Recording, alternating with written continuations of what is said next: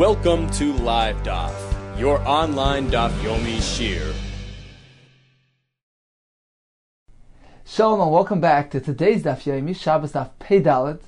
We'll move on to a discussion regarding a sfina, a ship. The Mishnah taught us that a sfina is tahira because the pasuk says, "Derech Aniyah belev yam." It is the way of a ship to travel through the ocean. The pasuk here is teaching us a halacha that a sfina, a ship, a boat, is tahir, is not susceptible to tumah, and is connected to yam. It has the same status as an ocean, as a river, as a lake. A lake, a ocean is tahir. In fact, the Mishnah in Kalim tells us, Kol shebayam tahir. Any creature that resides in the yam is also tahir. It's not makabel tumah. So a utensil made from, for instance, the skin of a fish is not makabel tumah.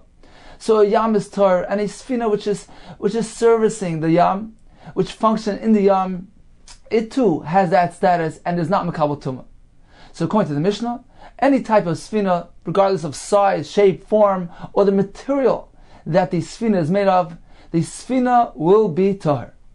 Chananya gave us an alternate source for this halacha. Chananya says the reason is because the sfina, the ship, is not customarily transported when it is laden. So when it's full, it's not mitaltal, and therefore it doesn't allow it to be makabel tumah, because that is a requirement, a precondition for kabbalas tumah. The kli, the utensil, needs to be mitaltal moli urekan. It needs to be transportable, whether empty or full, as opposed to this large boat, which is not transportable. It's immobile when it's filled up. Now, Tosfos points out, although a fully laden cargo ship can very well travel through the waters of the oceans, says Tosfos, it's not the ship that is really mobile. It is because it's lying in water, it's floating in the water. So the ikar hilucha, says Tosfos, is machmas hamayim. It's due to the water. So it's only when it's placed in the water that it can move. It's not inherently transportable and portable, and therefore it is not considered to be mital to malay, and therefore Chanani tells us that is the reason why a sfina is not makabel tumah. The Gemara told us there are two nafkaminas, two halachic differences between these two sources. According to the Tana of our Mishnah, that the reason is because the ship is connected, related to the yam. So regardless of the size, regardless of what material the sfina is made up of, it will be tar. According to Chananya, if the sfina is made of cheres, of earthenware doesn't have that requirement of mital to malay.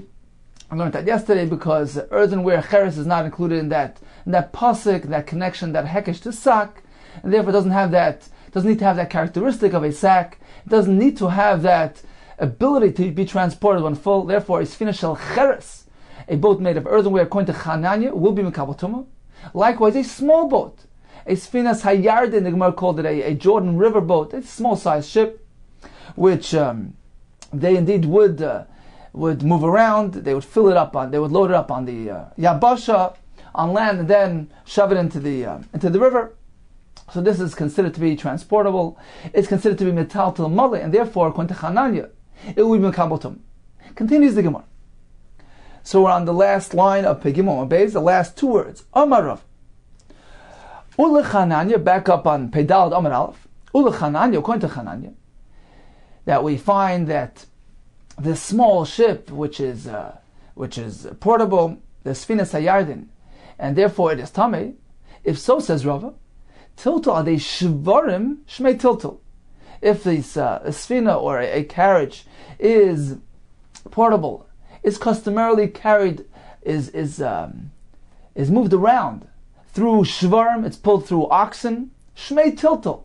That is regarded as tiltul. It's considered as though the item is movable, is transportable, is mobile, and although it is large and heavy, and a person cannot move this item, cannot carry it, nevertheless the fact that shvarim can do it, oxen can do it, that is sufficient to regard it as a mital to mali v'reikan and as makabel tumah. What is the point of something which needs to be mital to mali v'reikan? So we're speaking about a large utensil. We learn elsewhere that we're speaking about a kli which can be makabel 40 sa'ah of liquid. It's a very large size kli. Therefore, as Rashi tells us elsewhere, it loses its status of a kli, of a utensil. It is treated like an oil, like a fixture, like a structure. So it has a din of a structure, not of a utensil, and therefore it is not makabel tumah.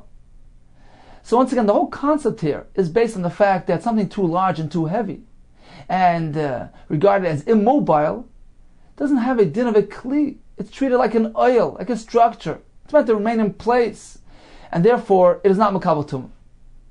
Says the Gemara, but if it can be transported through shvar, through oxen, and it is customary to do so, for instance, a wagon, which is it's very typical to hook up the wagon to the oxen and to have the wagon pulled in that manner, that is considered to be a utensil. It's a kli. It's not regarded any longer as a structure, and therefore it is makabel tumah. So once again, if this sfina or this wagon we're going to see soon is very large and actually contains the shiur of 40 sa'ah of lach, it's large enough to have that dimension of 40 sa'ah. In generally speaking, that has a din of an oil. Now, of course, the 40 sa'ah doesn't need to be the actual content. The dimension of the kli, even from the outside, if we measure it from the outside, so it has the dimension of a 40 sa'ah, of potentially being able to contain 40 sa'ah. It's too large to be considered a utensil. It's regarded as an oil, provided that it is immobile when it is filled up, when it is fully laden. But something which is customarily pulled and carried, whether through people or even through oxen, that is regarded as metaltal mali berekon, and has a din of a kli, and as makabel tumah. Now, Tosfos Rosh points out that although the Gemara references this halacha to Chananya, but nevertheless, this pertains to the Rabbanan as well. There's no discussion here. If this thing is carried through oxen, it is treated as a kli and as makabel tumah. Says the Gemara, we'll actually have a proof from a Mishnah to this concept, that if something is merely carried, even through oxen, that is sufficient to regard it as a kli and as makabel tumah. This none, as we learned in the Mishnah in Kalim, Sholish Agola, saying there are 3 different forms of carriages which have 3 different halachas. The first one is asuya ki ketedra, if it's fashioned like it's shiur, meant to transport people. So this agola, which transports people, is tmeya midras, has a tumas midras. Midras means if a zav should sit or lie on it, it becomes an avatuma. So this is only regarding something which is designated for sitting or lying. And indeed, this agola, which is asuya ki ketedra, since it's intended for transporting people, it is regarded as something which can be metame medras, can become tame tumas medras through a zav. The second category is kemita. If this agol, if this carriage, if this wagon has the shape of a mita, it's a flatbed wagon meant to transport merchandise. So it has the ability to be makabel, to receive. It seems like it sags somewhat, so it has the capability of being makabel. In this case, it is tmei meis. It doesn't have tumas medras, only tmei meis. So it's makabel other tumas, but not tumas medras, as Rashi will explain, since it's not designated for lying or sitting on it, which is a precondition for tumas medras. Finally, what is the third category of an agola? Shalavanim. It's meant to transport stones, so it has lattice work, which has large holes, and it is too large. The holes are too large to regard it as a proper clay kibble, a proper receptacle, and therefore it is tahir miklum, is entirely tahir. Let's take a look at Rashi, who gives us the reason, the background for these 3 categories. So Rashi begins on the 3rd line from the top, beginning with the words kiktidra. Says Rashi ktsara umukefes mishalish stadin. So it's a rather short or narrow. Ktsara means it's not this long thing. It's shaped appropriate for carrying a person. Umukefes mishalish stadin, surrounded from 3 sides like a chair. Tmeya midra, says Rashi, shalish shiva muychedesi, because it is designated for sitting. The next category is this agola, which is meant to transport merchandise. It is kemita, says Rashi, shiaruka, it is longer. Umitachtea mikabeles kemita shel oir. It can receive just like a leather, a bed. So they still spread the leather sheet over the frame of the bed. So this agola is formed in a similar fashion. It has the ability to receive, to hold items. Shein bashum nekev, it doesn't have any holes. And indeed, it is considered to be a klei kibul. Says Rashi, Tmeya tumas meis, kloimar, mikabela shar tumas, kulan. It is susceptible to other tumas, chutz tumas medrus, except for tumas medrus. The kli hava, lekabel tuma, it is regarded as a utensil for kabbalas tuma. U'leshiva eni milchedes, but it's not designated, it's not destined for sitting. Shetoyin b'pargamatya, they use it to load merchandise.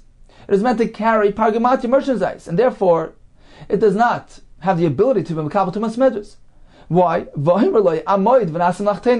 So the object turns to the Zav who's sitting on it and says, get up, we need to perform our task. This is not meant for you to sit on. And therefore, it is not suitable for Tumas Medras, only for other Tumas. Says Rashi, Tumas Tmei Meis. Why specifically do we use the term Tmei Meis?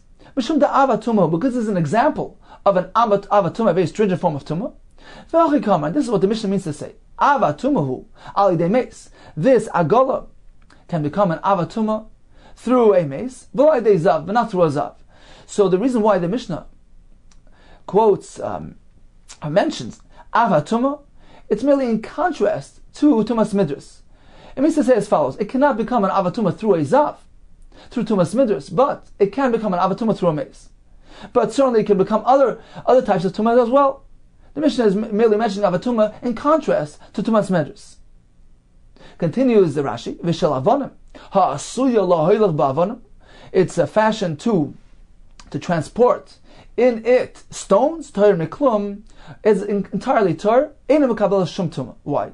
L'fisha prutza mitachtea nekavim gedolim, because it has these large holes. V'loi kliu, it is not a kli. D'chol ha'kelim shiuran kiri moinim.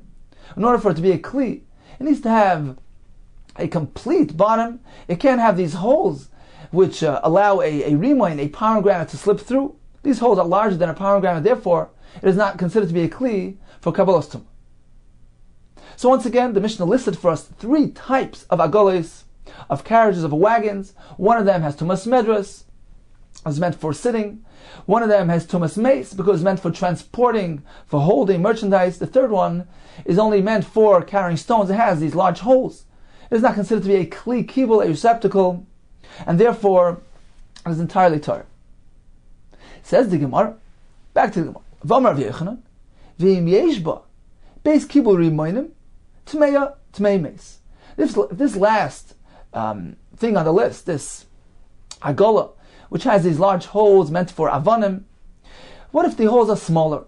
It allows the rimoin to stay inside, so it's not large enough for the rimoin, for the pomegranate to slip through it. In this case, there has a din of a klei kibul.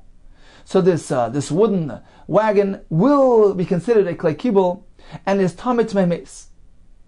Now, as Rashi points out, although we're speaking about a large size wagon, large size agola, which can only be transported by hitching it up to the shvarim, to the oxen. So when it's full, it's too heavy to be transported, unless you hook it up to the oxen. Says Rabbi Yochanan, it is regarded as a kli and as makabel tumah. See, here we see that something, although it's very heavy, large and heavy, since it's transportable through shvarim, it is makabel tumah. The Gemara will continue to prove it from the next Mishnah as well, which will support Rabbi Yochanan's interpretation of the Mishnah here, that indeed this type of item is makabel tumah. This is another Mishnah which says, Sholosh tevesein. There are 3 categories of chests. Number 1 is tevasha pischa mitzida, a chest which has the opening on the side. In this case, it can contain items inside, and as well can serve as a seat for a zav. Therefore, it has this dual function as metame, tmei meis and tumas medras. Says the Mishnah, tmeya midras. It can also become tumas midras because it is suitable for sitting on. Milamala. However, if the pesach, if the opening of this chest is up on top, in this case, it's not suitable for sitting. Tmei meis. It can only become tmei meis because it is a container. Finally, a very large chest. So this this thing that has the dimension of the 40 sa'ah that we mentioned earlier, it is haba b'midah, as Rashi says. The reason why it's called haba b'midah because it needs to be formally measured to ascertain its size. It's large, it's big. This thing is Tahor Miklum, is entirely Tur, is not Makabal Tumah, is not regarded as a clay kibble, as a clayli, but rather, as we mentioned before, regarded as a structure, as an oil. Now we see from this Mishnah, the fact that this Mishnah listed for us these three categories: the Teva, which is Metame Midras, the one which is Metame Tmei Mates, and finally the one which is large in size and is completely Tur. In contrast to the previous Mishnah, which did not give us this last definition, this last category, that the Agola, which is too large in size, will be completely Tur. The Mishnah omitted that. Why? Apparently, the Agola has a different status, because even when it's large in size, since it can be hitched up to the Shvarim, and it is customary to do so, it is regarded as Metal to Mole, and has a din of a Kli Kibul, and indeed is Makabal Tumah, in accordance with Rav Yochanan's interpretation. So this is a raya, a support to Rav's halach, that a large Kli, since it is hitched up to the Shvarim, and is carried and pulled by the oxen, so regardless of its size and shape, and the fact that it is so heavy when laden, since it has the ability to be carried, and it is typically done so, it is carried by the Shvarim, it is regarded as a Kli. So in summary, we learned that there are three types of wagons. There are three types of chests. We have the top case, which is Ro'i Yeshiva, is suitable for sitting on it, that is Makabal Tumas Medras. We have the case where it's not suitable for yeshiva, but merely to contain, that is Tamei Tmei Meis. What about if it's not suitable for anything? Then certainly it is Tar. What about the wagon, which is very large and heavy when full? However, it is metaltal adei shvarim. It is carried through the oxen. That is tamei. The teva apparently doesn't have this custom to be pulled by shvarim, and therefore this large teva, which is ba b'mida, is tahira miklum. Continues the Gemara. Tana Rabbanan, we learned in the Brisa. Midras kli cheres tar. A midras of a kli cheres, of an earthenware kli, is tar, meaning that a kli cheres does not have the ability to be makabel tumas medras. The Gemara soon will give us the reasons for this. So the only thing can be tumas maga, or perhaps tumas masa, but not tumas medras. Rabbi Yossi Omer afasfina. A ship, a boat, has the same din. Says the Gemara, Maika Hamar. What is he saying? He's adding something to Tanakama. Tanakama says that a klicheres will not have tumas medras, but certainly a klicheres will become tamei through tumas maga. So if the tamei actually touches the inside of the klicheres, it will become tamei. Rabbi Yossi comes and adds, you should know that a boat also has this category, and is also tar, as we learned earlier. A sfina is tar. So what does he mean to say? A boat is not only a tar on account of tumas medras, a ship is also tar entirely, even through tumas maga, will not affect the ship. So what relation does a boat have to a klicheres, which is a halacha strictly regarding tumas medras? This is what how we are meant to learn the Brisa. Midras klicheres tar. A klicheres doesn't have the ability to be makabel tumas medras, uma'goy tamei, but through direct contact with the klicheres, certainly the cheres will become tamei. Usfina shel cheres tmei kechananya. What about a halacha of a ship? So it depends what it's made of. If it's made of cheres, of earthenware, then it can be makabel tumah, in accordance with the Shita of Chananya, who told us that a ship made of cheres, although it is not portable when full, it is not metal temale, that restriction doesn't apply to cheres, and therefore a sfina made of cheres can become tamei. If, for instance, if a tamei will go ahead and touch it, it will become tamei. So this is in accordance with Chananya Shita. And indeed the Tanakama here agrees with Chananya. Rabbi Yossi says no. Sfina tahira ketana didan. A ship is also tar, meaning that even though it is a kli cheres, it is made of earth, it will still have the status of a sfina, which is tar, in accordance with the Mishnah, with our Tana of the Mishnah, who tells us that a sfina is always tar, regardless of the material with which the sfina is made up, because we connect sfina to yam, so any sort of boat is tar. Says the Gemara, Rav Papa challenged this interpretation of the Brisa, my af. We still don't understand why Rav Yossi uses the word af. Rav Yossi says, af asfina. A sfina also will be tar. Because Rav Yossi is relating to the sfina in terms of Tumas Medras and also in terms of Tumas Maga. He holds that a sfina is entirely tar.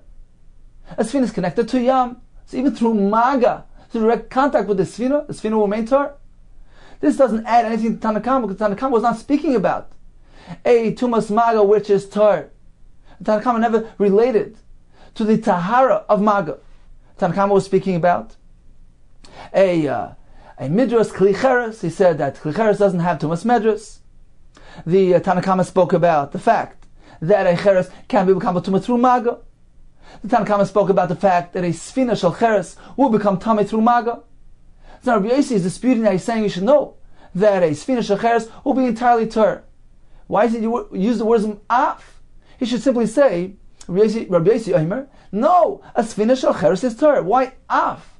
It seems to me that he's adding something to Tanakama. Not only your example of Tahara, I'm going to add another example of Tahara. It's inaccurate. Ella Amar of Papa, Hachi Kama. This is how we're meant to learn the Bryce. The Bryce begins by saying Midras Klicheres Tar.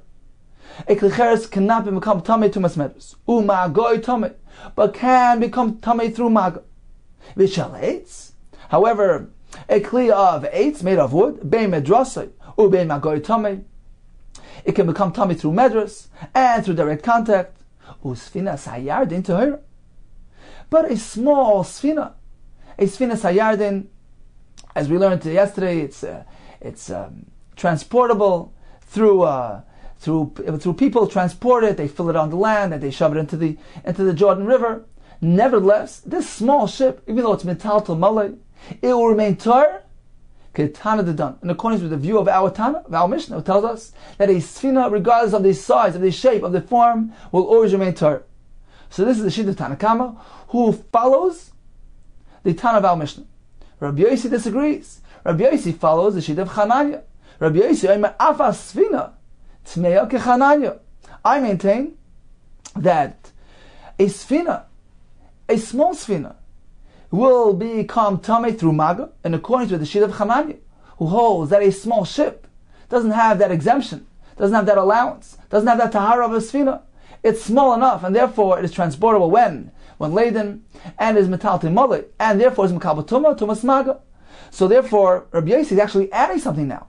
Afa Sfina, meaning he's referencing to the Tanakama's words, the Tanakama who said that a Klicheres will have Tumas Maga, a Kli Eitz will have Tumas Maga, and Rabbi Yossi is coming to add to that, and he's saying, you should know that a Sfina, a small Sfina Sayardim, will also be susceptible to Tumas Maga.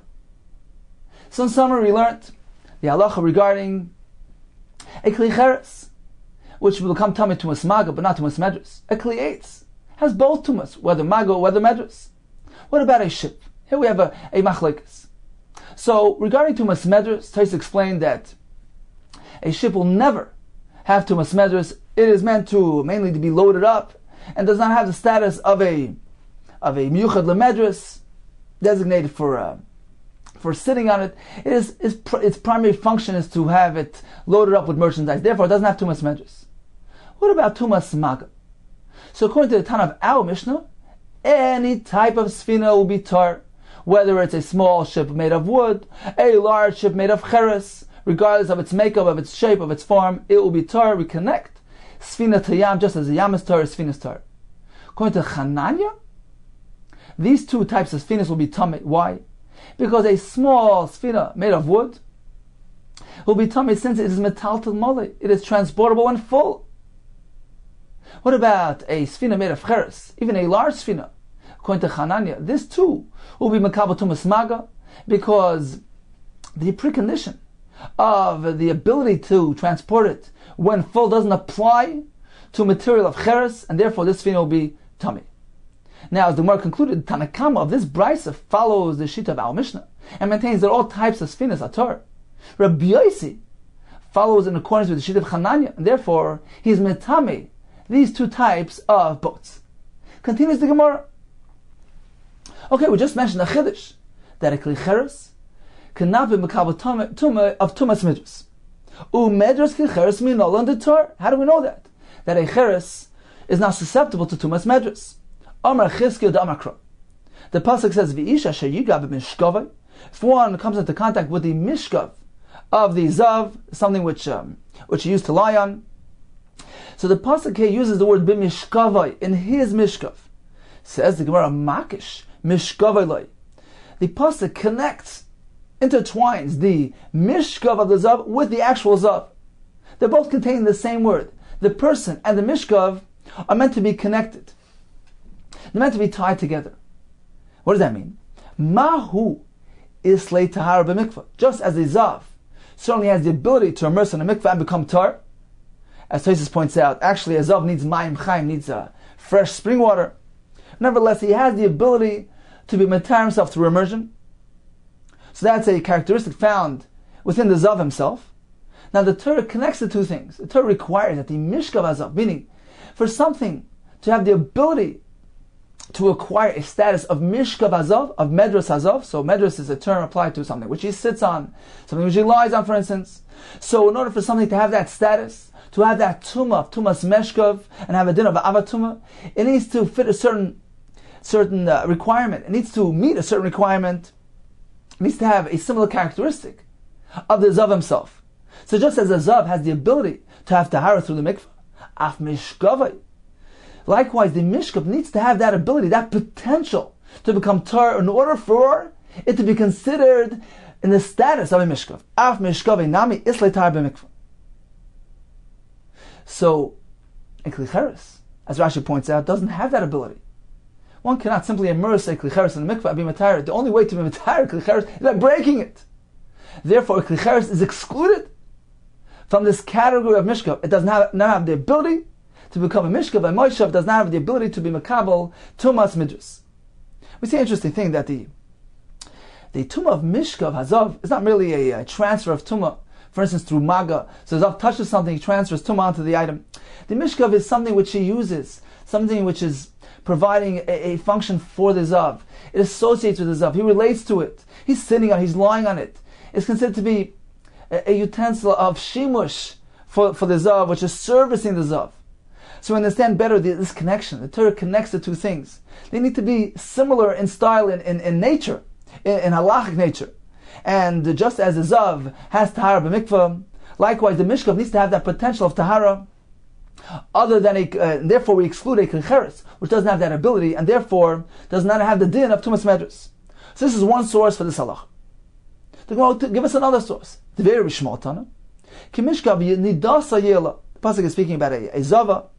The pasuk says that a zava, so there's a woman zav, she will also have this din of mishkav. That her mishkav, something which she lies on, will have the din of mishkav nidasa, just as the mishkav of a nida, this stringent form of tumah, of avatuma.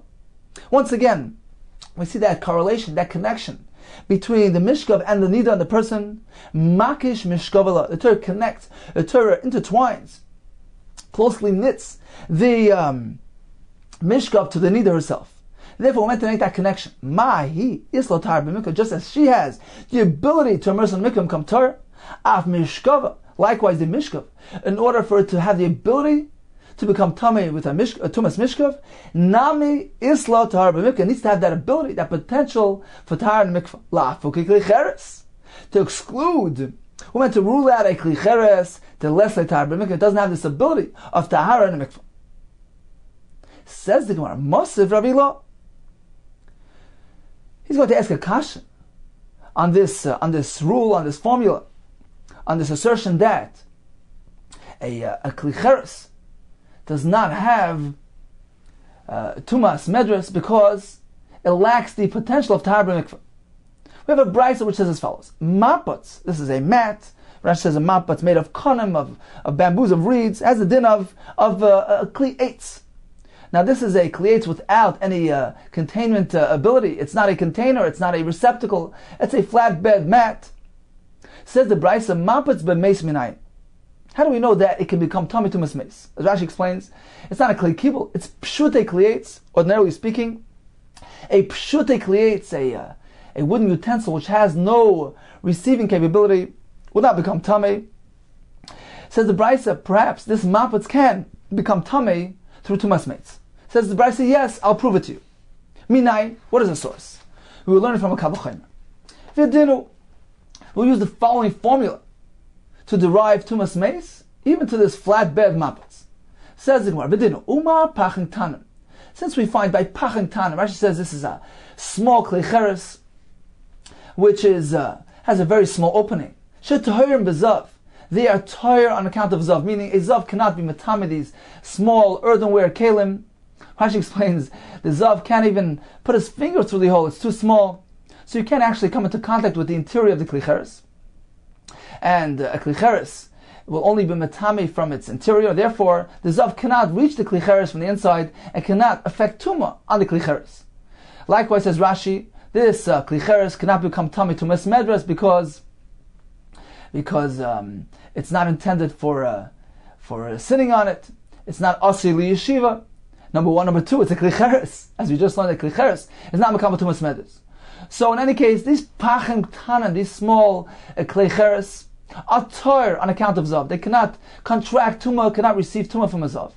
So although they have that disability, nevertheless, says the Gemara Tumei b'meis, they can receive tumah from a mace. As Rashi says, if they're in an oil mace, they're sitting under one roof with a mace, they will become tummy. So although they have that chisarn, that deficiency, they cannot become tummy through a zav, but they can become tummy through a mace.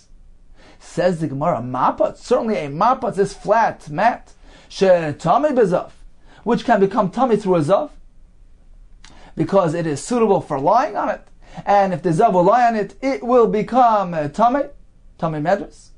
So since it has that advantage over these pacham tanim, certainly, ein din, of course, it's understandable, she'ei tameh b'meis, that this mapatz should become tummy through tumas meis. It should be susceptible to tumas meis. So this is a formula which applies tumas meis to mapatz. Once again, since we find that pachim tanim, which have that deficiency, don't have the ability to have tumah from a zav, nevertheless they have the ability to have tumas meis. Certainly this mapatz, this mat, although it's a flat klietz, pshute klietz, since we find that it has an advantage, it can be makabel tumas medras if a zav will sit on it.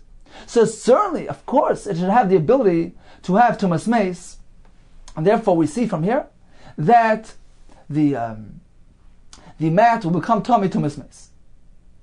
Okay, so this is the Bryce. So this was a kasha posed by Rabbi Law as follows. He says, V'amai, how could you suggest that this mat can become tummy through a zav, to a medras? Lying on this mat, the mat will make it a mishkav, a zav, and avatuma. V'amai, how can that be so? We just learned a formula, an equation. The only thing that can become tummy to medras is if it has the ability to become tar in a mikveh. This mat does not have that ability, that potential for tar b'mikveh. As Rashi explains, the psukim in the Torah discussing tefillah relates to kelim which have a toich, a klei kibul, are containers. Only they seem to have that din of tahara b'mikveh. But something which is a flat kli, a pshute klietz, that cannot be derived from those psukim, that cannot have a din of tahara b'mikveh. If so, how can it have a tumas midras? So this was the kasha posed by Rabbi Law. This formula doesn't work with this brisa. This brisa tells us that even a flat mat, a pshute klietz, which is pretty clear from the psukim does not have the potential for tahara b'mikveh, will nevertheless have tumas medras. How is that so? Amar le Reb Chanina. Shani Hasam, there's different. Why? Now, although this particular item doesn't have the ability for tahara b'mikveh, but its its type, the type of material, meaning a wooden utensil, certainly can be immersed in a mikveh. So although this particular utensil doesn't have the ability, but its class does have the ability, and that's sufficient. is sufficient to be considered for tumas medrus. Once again, shani yasam hoyel be'ikar b'minay, because in its min, in its class, we do find the din of tahara b'mikvah. And therefore, since a ordinary kliyat does have that ability, therefore this mapat, which is a kliyat, will also have the din of tumas medrus. Amar lei, so Relay responded to this, Rachmana litzlam haidaita, Hashem should save us from this opinion, from this understanding. What connection? This particular item does not have the ability for tahara b'mikvah, just because something else made of the similar material does. What effect does it have? What bearing does it have on this mat? If this mat can be toivel, it can have medrus.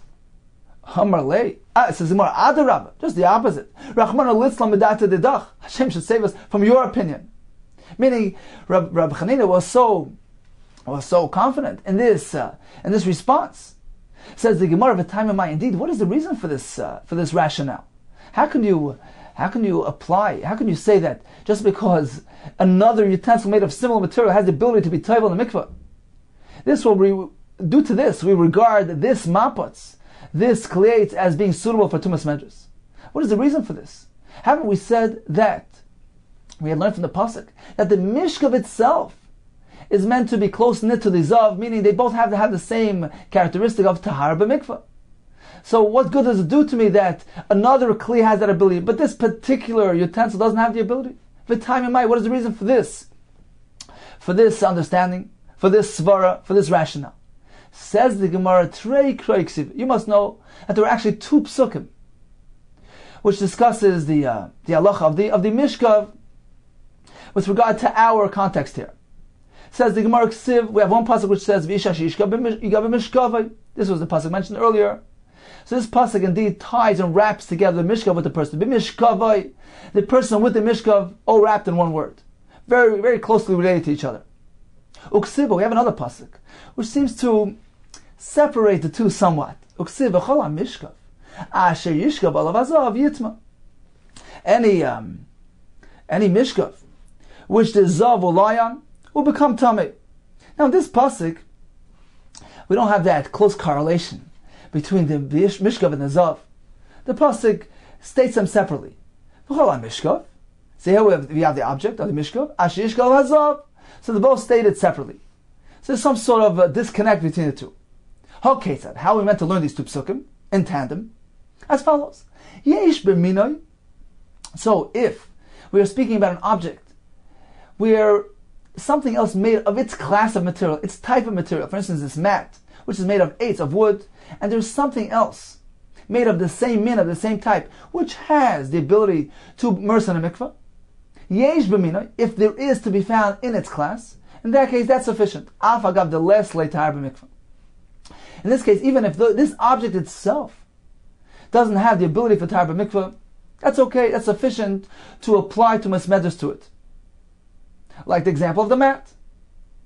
So this is learned from the second pasuk, which disconnects the mishkav from the person. Meaning that we don't need to apply this requirement all the way. There are some cases where even if the mishkav is separate, has different characteristics than the zav itself, this particular object doesn't really have the ability of immersion in mikvah. Nevertheless, it is sufficient since it is the proper class, is made of the proper material, which does have the potential of tahara b'mikvah. Continues the Gemara, however, if this phenomenon doesn't exist, if within its class of material, its type of material, there is no potential for tahara b'mikvah, for instance, cheres, which absolutely, positively cannot be immersed in a mikvah. In this case, it is deemed deficient. Makish mishkavai. In this case, we apply the first pasuk, which wraps together mishkavai, the mishkav, with the person, just as a person has the potential, possesses the ability to be toivel.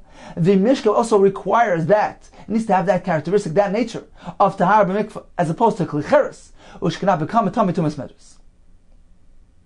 So this was Rav Chanina's response, that yes, we have this din, that's requirement, that a tumas mishkav, and mishkav needs to have the ability of tahara b'mikvah in order for it to attain, to attract tumas medrus. However, once it is made of the proper material, for instance this mat is made of eights, where we find tahara b'mikvah when it comes to a utensil made of 8. So even though this particular object doesn't have that ability, it is sufficient, and it can become common tumas medras, as opposed to cheres, which doesn't have the ability whatsoever. In this case, it doesn't relate to the zav, and does not have the ability to become common tumas medras. Continues the Gemara, another source for this chiddush that a kli cheres will not be makabel tumas medras. Rava Amar, midras kli cheres tar miyacha, from this pasuk. The pasuk says, v'kol kli basuach, any open kli.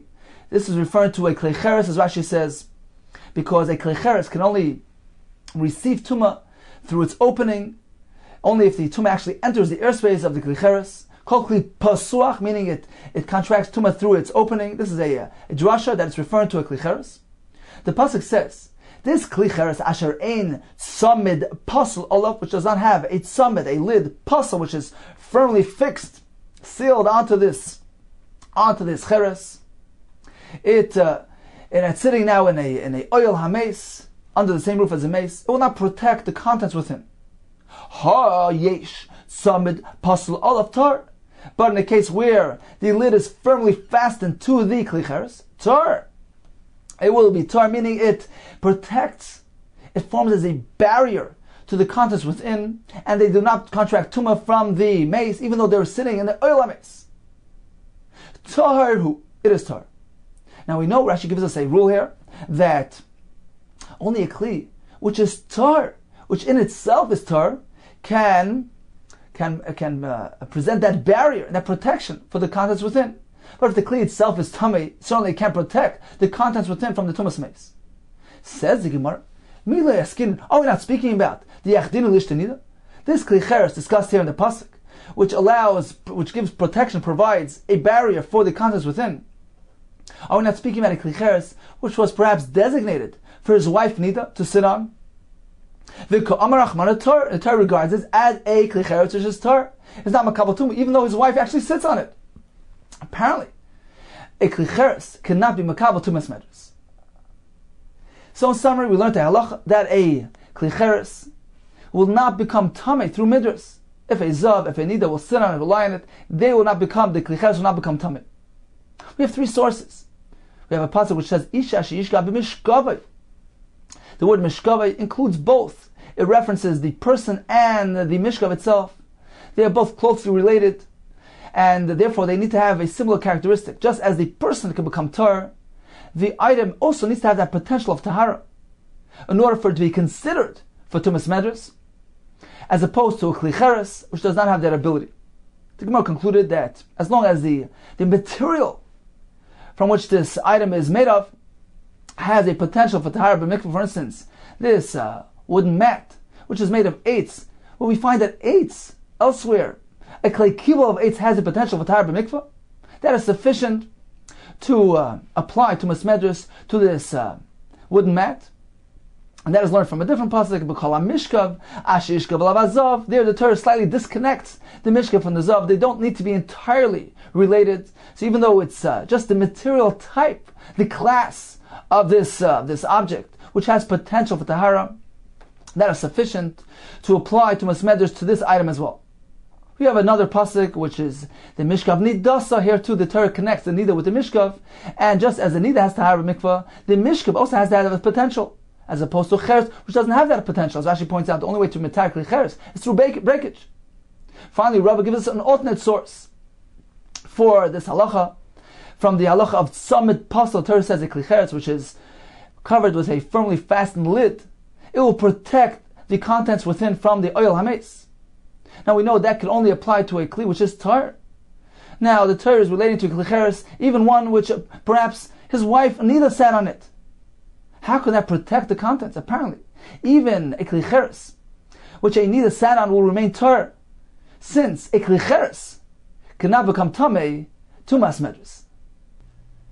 Continues the Mishnah, Minayin la'aruga. So the Mishnah here will continue the sequence of Mishnahs which are going to find sources, mekaris, for various halachas. We began the parak with the source of the tumah of avodah zarah. The Mishnah by us will give us a source for a specific halacha pertaining to kalayim. Kalayim is the joint planting of various species, which is an isser, minat Torah in Eretz Yisrael. In the Chutz La'aretz, some forms of kalayim asam d'Rabbanan. So the Mishnah goes as follows: Minayin la'aruga. How do we know the halacha, the following halacha? La'aruga, a patch, a garden patch, a small patch, which has a size, shehi shisha al shisha tfachim, which has a dimension of 6 tfachim long by 6 tfachim wide, a very small area. Shezorim b'seicha, chamisha zeroinin. We can plant within this small area no less than 5 zeroin, 5 seeds, for instance, 5 species of vegetables. How is he going to do that? Dalit, 4 varieties, al dal druchas aruga, on the 4 perimeters of this patch, va'achas, and the 5th one, be'emtza, smack in the middle. Shenemar, as it says in the pasuk, ki ka'aretz toitzi simcha. This is a pasuk in Yeshaya, a nevuah, a prophecy for the days to come when Klal Yisrael, although currently very low, downtrodden, la'asad love in days to come, David Mashiach will sprout forth in all our glory, and it's equated as an analogy to the earth, which sprouts forth its plants, its vegetables, its seeds. Ki ha'aretz toitzi simcha, just like the eretz will bring out its plants. Ki ha'aretz toitzi simcha v'chagina v'chagana zero'eo satzmiach, and this garden will sprout forth, grow forth its seeds. So too Klal Yisrael will sprout forth, will grow forth, will come across and rejuvenate, regenerate, and come out in its full glory. So this is a pasuk in Yeshaya describing plants and seeds growing. The Gemara uses this as a hint, as a remez to the halacha contained in our Mishnah, that 5 varieties, 5 types can be planted in close proximity. The Mishnah concludes, Zar loy nemar. The pasuk concludes with the words zeru'eo satzmiach. It doesn't say it in a lashon yachid of zar'a, rather elo zeru'eha. It's a plural term denoting two types of Zroim. Explains the Gemara. My mashna. Where do we hear from this pasuk that there are 5 species? Amar Vida. Let's count. Ki ha'aretz toitzi simcha. Toitzi will bring forth. Chad, it's referring to one type. Simcha, its growth. Chad, that's another type. Harei trei, for a total of 2 species. Zeru'eha, this is a plural term again. Trei, we have another 2. Ha'arba, we have a total of 4 different types of varieties. Satzmiach, the final word is satzmiach. This adds another species. Chad, so we have a total ha'chamisha, we have a total of 5. So we can plant 5 varieties in one little area. Now, how big is the area? Maybe it's 10 amas by 10 amas. Says the Gemara, we need step 2. The Rabbanan knew. They determined the chamisha, 5 varieties. Be'eshita, in this area of 6 by 6 fachim, lo yanki me'adadi. Don't interfere with each other. Don't draw sustenance from the same area. So they're not going to regard it as kilayim. They're not yonik from each other. Let's see Rashi, who will give us the understanding of this Gemara and actually a comprehensive introduction to halachas of kilayim. Perhaps let's go back to Rashi in the beginning of the Mishnah here, beginning of the words shezorim b'seicha heizerein. So we may plant 5 types in this patch. V'lo yahavi irvav. It is not considered to be confused and mixed up. Sheyeshba, because there is sufficient space in this small patch, k'dei lahafresh beineim, to provide separation between these different varieties. Hefresh aroi, the proper separation. Dalid midal druchas aruga. So he puts 4 on the 4 perimeters. Memalis kol ruach. He fills up the perimeter. Ad samach l'ker, until very close to the corner, as we see in this diagram here on the left side. So he fills the sides up until the corner, but leaves the actual corner fallow. And the 5th type will be placed smack in the middle of the aruga, as Rashi will explain. Continues Rashi, va'achas be'emtza, garin echad. So one right in the middle. Va'afal pi, shekol eitz la'kronis, smuchen zelazeh. Now Rashi has a kasha. He fills the perimeters with vegetables, and they come very close to each other. They almost meet at the corner. So they're very close. There's no harchaka there. There's no separation of 3 tfachim, which is the required amount to separate the yinika, the sustenance of these 2 types. They draw from each other, meaning they draw sustenance and nourishment from the very same patch of earth. Why is that not kalayim? Says Rashi, there's no concern. Ein kan beis michush. There's no concern.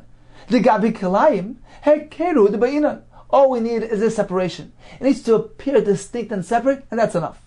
So that it does not appear mixed up, interconnected, mingled, and confused. When the Torah discusses the Issa Kalayim, the Torah uses the words Kalayim. What is the word Kalayim? Confusion. As the Targum Unkla says, Eruven. So as long as it doesn't appear as a confusion, that is fine. We're not concerned about nourishment, about sustenance. Even when it comes to Kalei HaKerem, the Isser to plant, for instance, a vegetable in a vineyard, which is the Isser D'Oraisa, there too, we apply this concept. Separateness is sufficient. Because it's not, as it says in the Mishnah. So one farmer could place his vines right on one side of the fence, and his fellow neighbor can plant those vegetables right on the other side, very close, as long as it's the other side of the fence. Certainly over there, they're nourishing from the same source. Certainly this concept will apply to Kalei Zroim, which is only a D'Rabbanan. We're not concerned about nourishment and sustenance. Kedesnan, as we learned, Gabi Roish Tur L'Kaman B'Shmaitin. This is a halacha Roish Tur. So if one field is, it comes to a triangle, comes to a point.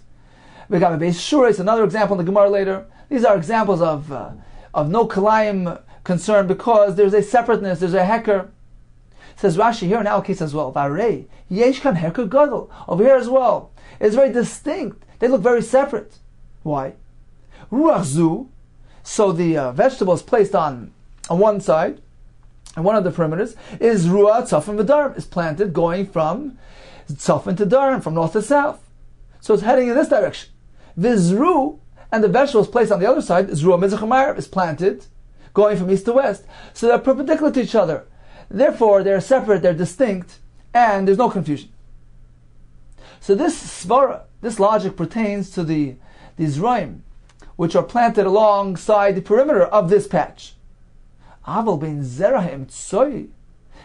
Rashi, we have a concern regarding the zera right in the middle of this patch, because there, it's actually parallel to the other plants. Between the middle one, so those planted along the sides. In this case, we do need a more significant distancing, to ensure the separation of the source of nourishment. Why? Because the Ain't Sham Heker. Because with regard to the middle one, there's no Heker, because it's parallel to the other ones. V'yavim Mekari. And if they would be close to him, Havi Irva, it would be considered confused, mixed up, and Kalayim. Therefore, we need a separation of 3 Tfachim between the middle one and the one on the sides. And the 3 Tfachim actually includes the space of the plant itself. So as long as a harchok of 3 Tfachim, that is sufficient to separate not only the plant, but also the Yanika, the source of nourishment. This ensures that they both draw their nourishment from 2 separate patches of earth. So indeed, we can plant no less than 5 varieties in this small patch without any concern of Kalayim. They look separate, they're distinct, and they're not mixed with each other, and therefore they're not Kalayim. Okay, time for a brief review of today's daf. We began by listing 3 forms of wagons and 3 forms of teves chests. One of them is suitable for sitting, therefore it can become tamei midras. For instance, the zav would sit on it without even directly contacting it. It becomes an avatuma. What if it's not roi l'shiva, but is roi l'kabbalah to receive? In that case, it is not tamei tumas medras, it gets the other tumas. If it's not ready for any of these functions, it is tar. What about this chest that's very large? It has the shiur of 40 sa, that is tar, completely tar.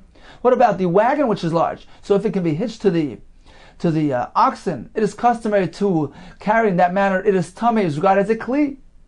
We proceed with the halacha that a kli cheres will be makabel tumas maga, but not tumas medras. A kli eitz will be makabel both tumas. What about a ship? So certainly tumas medras will not apply to a ship. But what about tumas maga?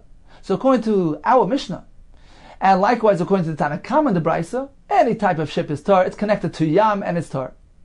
According to Chananya, this exemption will apply to a large boat, a large wooden boat, but not to a small wooden boat which can be carried even when full, and not even to a large boat of cheres, because this halacha does not apply to material of cheres. we proceeded with the source of the halacha that a kli cheres cannot be become tumas medrus. We have the pasuk of Isha sheishkav mishkava. We have the pasuk of Mishkan Nidasa, which connects the mishkav to the person. The mishkav needs to have the potential of tahara b'mikvah, to immerse in a mikvah and become tahara, as opposed to a kli cheres, which does not have that ability and therefore cannot become tamei tumas medrus. We have another source from Tzavet Pasal, which seems to indicate that even if an Ishtay Nida sits on it, the pasuk indicates clearly that this thing would not become tamei. Apparently, a kli cheres cannot become tamei tumas medrus. We conclude with the halacha that a small vegetable patch, can contain no less than 6 varieties without any concern whatsoever of Isser Kalayim.